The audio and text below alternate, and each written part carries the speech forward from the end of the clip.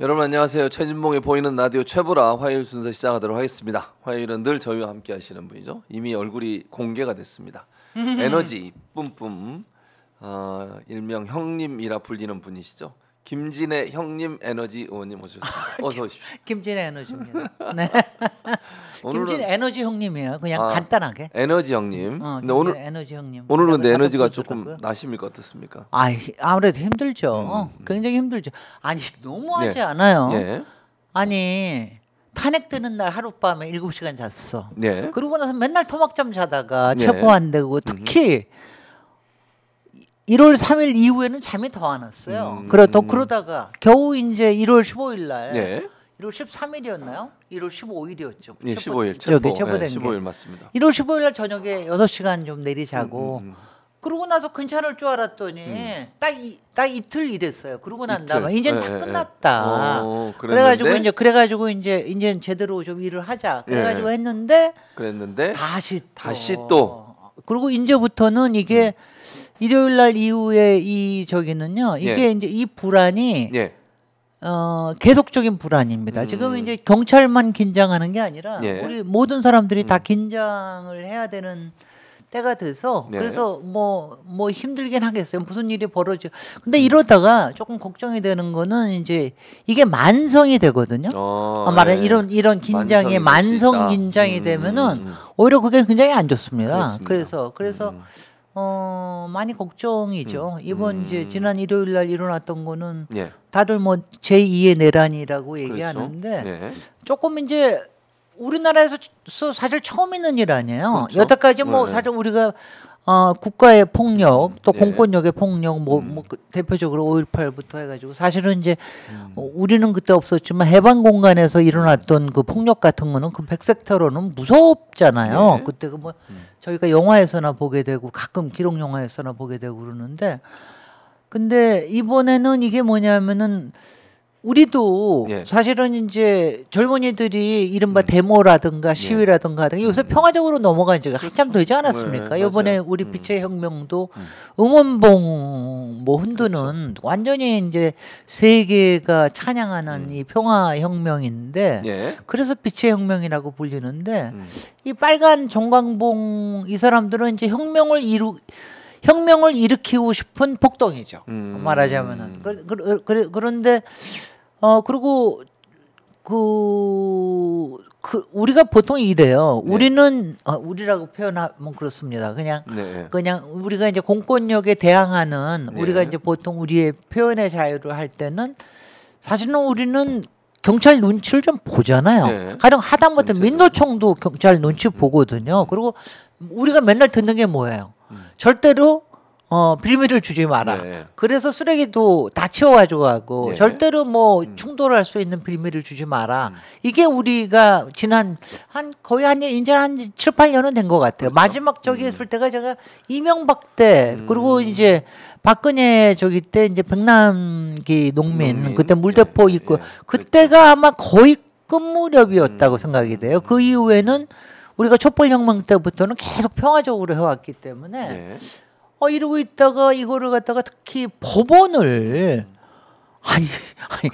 아니 그 사람들 미치지 않았나 어떻게 법원을 들어가서 침범을 한다라는 생각을 하죠. 아니 생각을 해도 그래서 저도 왜냐하면 저도 지금 저도 조금 반성을 하는 게 그 전날 라이브를 하면서 걱정하지 마시라 구속될 거고 구속영장 라이브 하면서 잠 못 주무시지 말고 잠 주무시고 내일 아침에 되면 아마 오전에 나올 거다. 조금 그렇게 일찍 나오지는 않을 거다.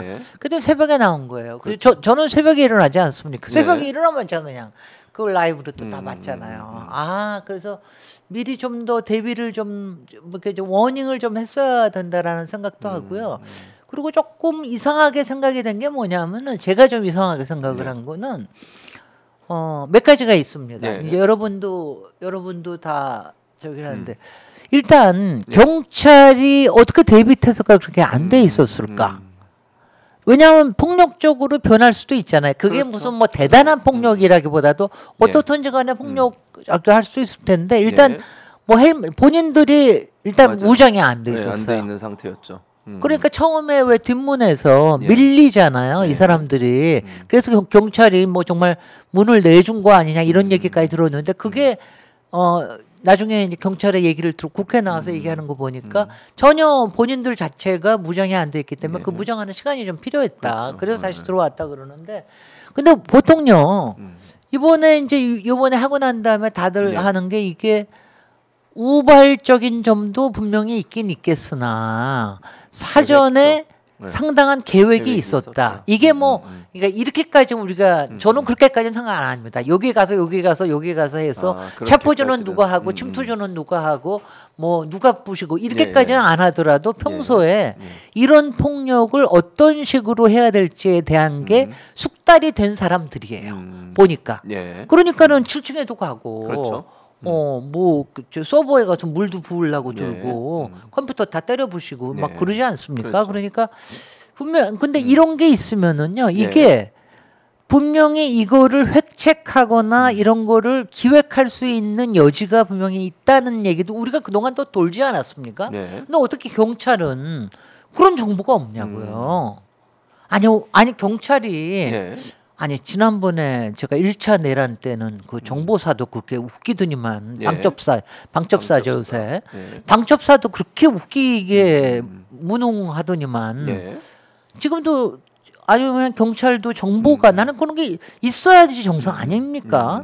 그러니까 이런 게 있으면은 그 안에 예. 어떤 사람들이 저기가 있고 그리고 이제 그날 하루 종일 낮에 정광봉 시위가 있으니까 예. 그때도 이제 좀 돌아다니면서 어떤 일이 좀 벌어지는지 알고 좀 이래야 되는 거 아닌가요? 네. 어떻게 보세요? 그러니까 경찰이 제대로 이제 대응 못한 거는 그런 소요가 일어날 수 있는 충분한 그 예견된 징후들이 있었는데 네. 그걸 대응을 못한 게 이제 문제인 거죠. 네. 말씀하신 것처럼. 그러니까 뭐 그냥 이 정도로 이 사람들이 밀고 들어와서 법원까지도 침탈할 거다라고 하는 생각을 전혀 못했지 않았나는 생각이 들어요. 아니 글쎄 안타깝다는 특히 이제 뒷문을 네, 그런 식으로 후문을. 왜냐하면 아니 그러니까 이게 왜 저기 하냐면은 그날도 예. 제가 이거 보면은 제가 이제 어떻게 보면 이태원 생각이 다 나던 예, 게 예. 대통령 호송만 생각하고 있는 거야 말하자면은 대통령 호송에만 모든 거가 다 집중이 돼가지고 예. 여기 지금도 여기 뭐 버스들 이렇게 있으면 그 안에 예. 동선 확보하고 운운하는 데만 저기라지 예. 어디가 뚫릴 수 있다.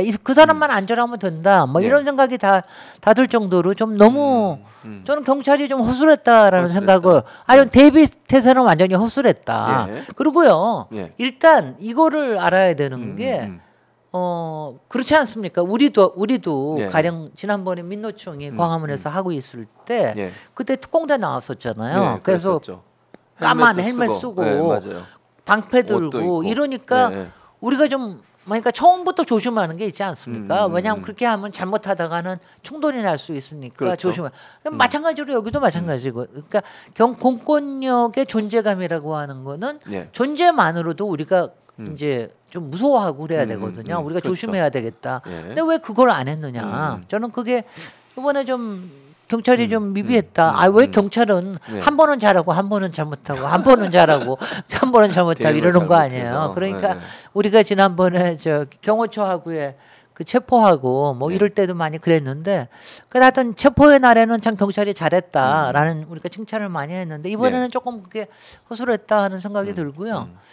그다음에가 이제 이게 분명히 그러니까 모든 난동을 계획을 하지는 않았을지 모르지만 우발적으로라도 거기에서 책동을 하는 이런 사람들은 분명히 있었던 거 아닌가 하는 생각이 들어요. 그러니까 좀 불안한 겁니다. 그렇죠. 맞아요. 그러니까 이게 그냥 한 번으로 끝날 일이 아니다. 한 번 그리고 우리가 그동안 얘기 많이 했잖아요. 네. 아니 그리고 정말 앞으로도 경찰도 그거를 저기 해야 돼. 우리가 그 얘기 많이 하지 않았습니까? 네. 시위에 나오는 사람들은 정말 뭐 그 사람들이 꼭 돈을 받고 나온 사람은 아니고 네. 광신도 일지라 하더라도 되게 네. 힘없는 노인들이 많다. 여성도 많다. 근데 이번에 나온 사람들 보면은 건장한 젊은, 청년들이 네, 많잖아요. 청년들이 많죠. 지금 잡혀간 사람들이 잡혀간 사람 중에 절반이 네, 청년들이 젊은 20, 30대라는 네, 거 네, 아니에요. 맞아요. 그러니까 그런 사람들은 막 동원이 될 수도 있다라고 하는 거. 그리고 거기에 그 얘기들을 많이 했죠. 하나는 정광훈 쪽에서 나오는 사람들이 있다. 예. 그다음에 신천지 쪽에서 나오는 사람들이 있다. 왜냐하면 신천지 쪽에도 젊은이들이 굉장히 많이 있거든요. 그렇죠. 그러니까 이제 그런 걱정 그거에 대해서 걱정하는 게 있고요. 그다음에는 이제 또 걱정은 지금 이제 그 뒤에 세력이 우리가 좀 무서워하는 게 그 오비들. 예. 우리가 지난번에 왜 아직도 안 돌아온 HID 요원들 오비들이 있을지도 모른다. 근데 그 오비를 오비들이 말하자면 나서서 뭐 오케스트라 레이팅을 하는 거 아니냐. 뭐 이런 불안이 드는 거죠. 네. 그래서 이제 그것도 굉장히 좀 겁이 나는 거고요. 예. 그 다음에는 이제 왜 이게 왜 그러냐면 지금의 이게요. 예. 이게 음모설이 예. 이렇게 자꾸 퍼지잖아요. 예. 그래서 저는 불안이 막 증폭되기를 원치는 않습니다. 왜냐하면은 그렇게 퍼지잖아요. 예. 그러면 그게 다시 공포감을 조성을 하고 그리고 그게 또 다른 난동을 만들어내고 그럴 위험이 있기 때문에 저는 그래서 저는 어저께 매불쇼에서 예. 매불쇼에 나갔다가 어저께 저는 이제 김갑 선생하고 우리 저기 박구영 선생하고 둘이서 예. 파시즘의 난동이라고 예. 파시즘의 준동이라고 이 얘기 하시는 거에 저는 좀 물을 조금 이제 왜냐하면 너무 심각하게 최악의 시나리오로만 볼 일은 아니다. 그건 뭐 아니다. 그런 얘기는 제가 이제 일부러 그렇게 일부러. 얘기를 했어요. 일부러 네, 왜냐하면은 이제 걱정은 됩니다. 예. 이게 왜냐 파시즘이라는 게 난 거 아니에요. 항상 기치를 드는 어떤 놈이 있어. 예. 그게 뭐 나치뿐만 히틀러뿐만이 아니라 누구든지 이걸 드는 사람이 있어요. 거기다가 꼭 거기에다가 같이 저기 하는 게 광신의 죄송합니다만 구구 기독교나 예, 이런 것들이 꼭 있죠. 한쪽에 붙습니다. 맞습니다. 꼭 광신 이게 붙습니다. 그 다음에 붙는 사람이 뭐냐? 네. 사회에 예. 우리가 뭐라 그럴까요? 이게 루저라고도 할 수 있는 거예요. 그게 루저가 뭐냐면은 저는 제가 이게 나쁜 뜻의 루저가 아니라 사회의 양극화가 심해질 때 예. 항상 거기서 그걸 보고 뭐라 그러냐? 소외겠죠? 소외되고 왜 낙후된 게 아니고 그걸 뭐라 그러나? 하여튼간에 거기서 떨어지는 사람들이 있잖아. 근데 그 사람들이 특히 젊은 사람들이 많단 말이죠.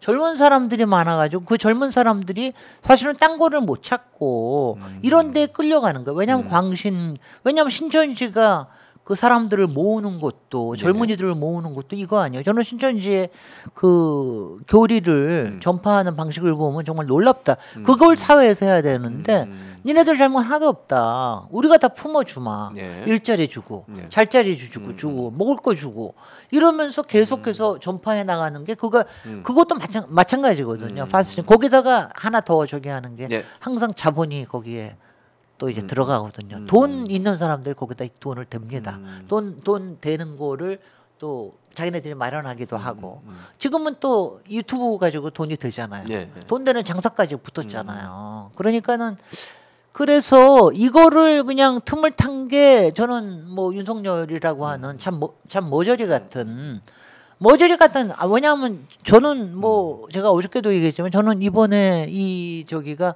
물론 왜냐하면 저는 굉장히 서투른 파시즘이다라고 한다 그러면은 예. 더군다나 이제 윤석열 같은 경우는 윤석열 자신이 너무 모자라고 너무 추악한 사람이기 때문에 만약 그 사람이 얼마나 무능하다는 거 보여줬잖아요. 예. 나치는 예. 걔네들 저기 했잖아요.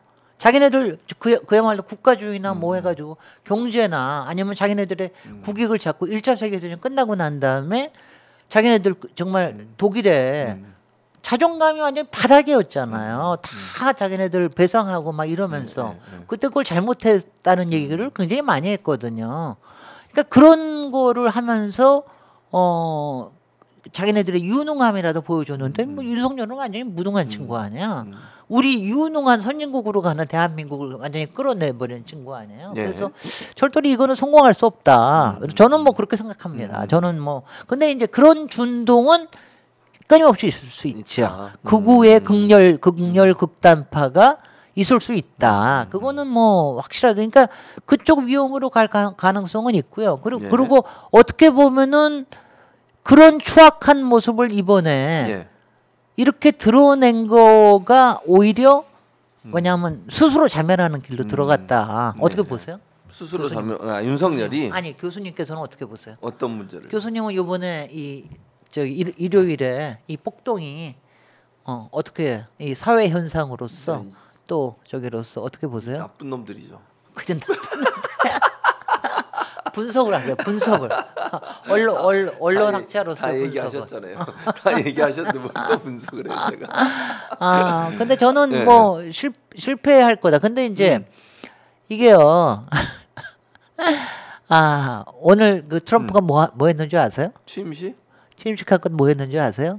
뭐 100개 행정명령 내리고 난 다음에 바이든 양거 다 그다음에 사면했어. 자기 그 지지에다가 감옥한 사람들 그 의회 국회 난동 부렸던 애들. 의회 난동 부렸던 그때 의회 난동 부렸던 친구들이 누구냐면은 이른바 프라우드 보이즈. 그걸 또 왜 하필이면 프라우드 보이즈라고 그냥 왜 보이를 그렇게 모욕을 하냐. 정말 프라우드 보이즈야. 근데 거기도요. 그게 뭐냐면 뭐 그 이른바 하여튼 뭐 미국에는 그런 게 꽤 많잖아요. 마약계 쩌든 애들뿐만이 아니라 그때 참 놀랬던 게요. 그때 이제 의회 난동이 있고 난 다음에 그냥 FBI 동원을 해가지고 상당히 조사를 많이 했습니다. 근데 그때 놀란 게 자기네들은 이른바 사회 루저들만 거기 와 있을 거라고 생각을 했대요. 되게 이제 뭐 그런 줄. 나중에 보니까 버젓한 사람들이 많더라 이거예요.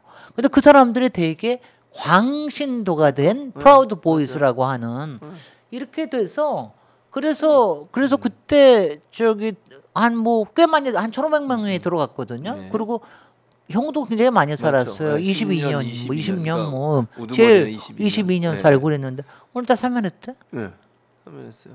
그러니까 윤석열 어저께 지금 뭐 지금 90명 중에 절반은 뭐 제대로 저기 형을 받을 것 같은데. 그 친구들도 이제 그런 걸 꿈꾸겠지. 그러니까 윤석열을 잇는 정권이, 그러니까 국민의힘 정권이 들어가면 그런 일이 발생할 수도 있겠죠. 윤석열 자신이 사면 되는 거를 지금 꿈꾸는 것처럼. 말도 안 되는. 아니 탄핵 되기도 전에 사면부터 꿈꾸는 이런 거 어떻게 생각하세요? 말이 안 되는 거지. 머리 나쁜데 꼭 그런 데만 머리가 발달이 돼 있어. 머리가 좀 모조리 같이 나쁜 게. 정말.